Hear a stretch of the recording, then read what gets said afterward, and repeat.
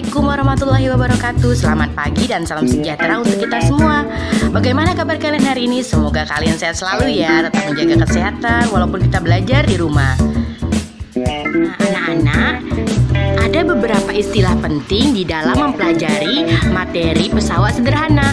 Yang pertama, pesawat sederhana. Yang kedua, katrol. Yang ketiga, bidang miring. Yang keempat, roda berporos.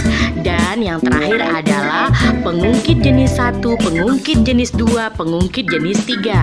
Mari kita pelajari materi ini dengan baik ya.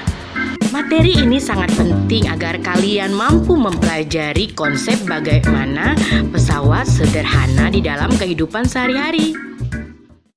Jangan lupa belajar dari buku paket juga ya, halaman 80. Silakan dibuka bukunya. Yuk kita simak video berikut ini. Pada saat kita melakukan aktivitas, kita selalu berupaya agar dapat melakukan usaha dengan mudah. Oleh karena itu, kita menggunakan alat bantu atau pesawat sederhana untuk membantu melakukan aktivitas agar kamu dapat memahami pentingnya pesawat sederhana bagi kehidupan sehari-hari. Ayo kita diskusikan beberapa aktivitas berikut. Ketika kita melakukan aktivitas kita mendapat keuntungan mekanis. Nah, keuntungan mekanis adalah bilangan yang menunjukkan berapa kali pesawat sederhana menggandakan gaya. Cara menghitung besarnya keuntungan mekanis yaitu dengan menghitung besar perbandingan gaya beban dengan gaya kuasa yang diberikan pada benda. Berikut adalah persamaan matematisnya. Dirumuskan dengan Km sama dengan W per F. Yang pertama, katrol. Seseorang dapat mengambil air dari sumur yang dalam dengan menggunakan timba. Ini karena orang tersebut memanfaatkan katrol tetap berfungsi untuk mengubah arah gaya. Jika tali yang terhubung pada katrol ditarik ke bawah, maka secara otomatis timba yang berisi air akan terkerek ke atas. Keuntungan mekanis katrol tetap sama dengan 1, karena pada katrol tetap tunggal, gaya kuasa yang digunakan untuk menarik beban sama dengan gaya beban. Berbeda dengan katrol tetap, kedudukan katrol bebas berubah, tidak dipasang di tempat tertentu. Katrol bebas berfungsi untuk melipatkan gaya, sehingga gaya pada kuasa yang diberikan untuk mengangkat benda menjadi lebih kecil daripada gaya beban. Katrol jenis ini biasanya ditemukan di pelabuhan. Keuntungan mekanis dari katrol bebas lebih dari 1. Pada kenyataannya, nilai keuntungan mekanis dari katrol bebas tunggal adalah 2. Hal ini berarti bahwa gaya kuasa 1 Newton akan mengangkat beban 2 Newton. Agar gaya kuasa yang diberikan pada benda semakin kecil, maka diperlukan katrol majemuk. Katrol majemuk merupakan gabungan dari katrol tetap dan katrol bebas yang dirangkai menjadi satu sistem yang terpadu. Katrol majemuk biasa digunakan untuk bidang industri untuk mengangkat benda-benda yang berat. Keuntungan mekanis dari katrol majemuk sama dengan jumlah tali yang menyokong berat beban.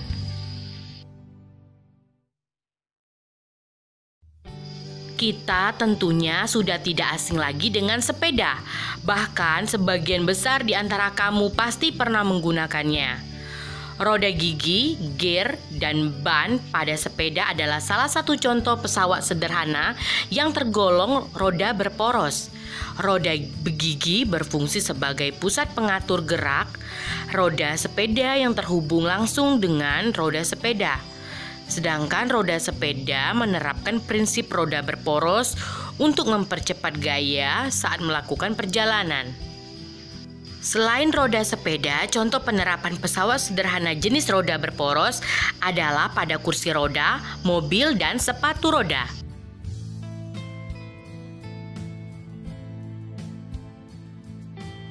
Bidang miring merupakan bidang datar yang diletakkan miring atau membentuk sudut tertentu sehingga dapat memperkecil gaya kuasa.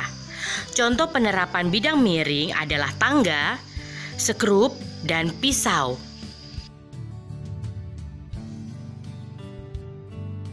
Untuk menghitung mekanis bidang miring, kita dapat membandingkan gaya beban dengan gaya kuasa. Sehingga secara matematis dapat dihitung sebagai berikut.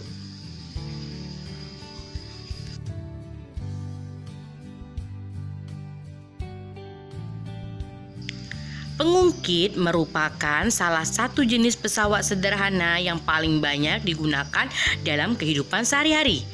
Contoh alat yang merupakan pengungkit antara lain gunting, linggis, jungkat-jungkit, pembuka botol, pemecah biji kenari, sekop, koper, pinset, dan lain sebagainya.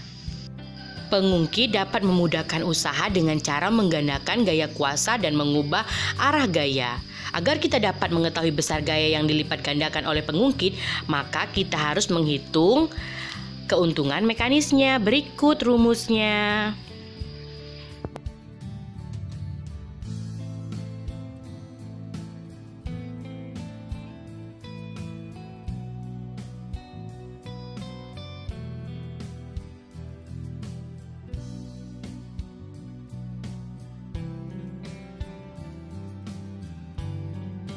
Berdasarkan letak titik tumpu, lengan kuasa, dan lengan beban, pengungkit dibagi menjadi 3 jenis.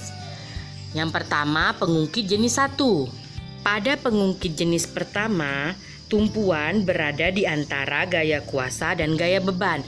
Pengungkit jenis kedua, gaya beban berada di antara gaya kuasa dan tumpuan. Sedangkan pengungkit jenis 3, gaya kuasa berada di antara gaya beban dan tumpuan.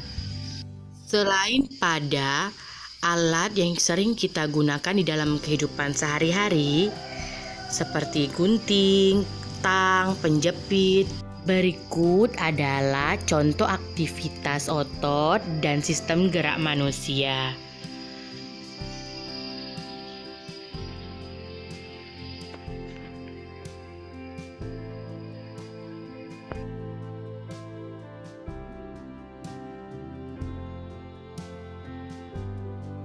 Demikianlah pembelajaran kita hari ini.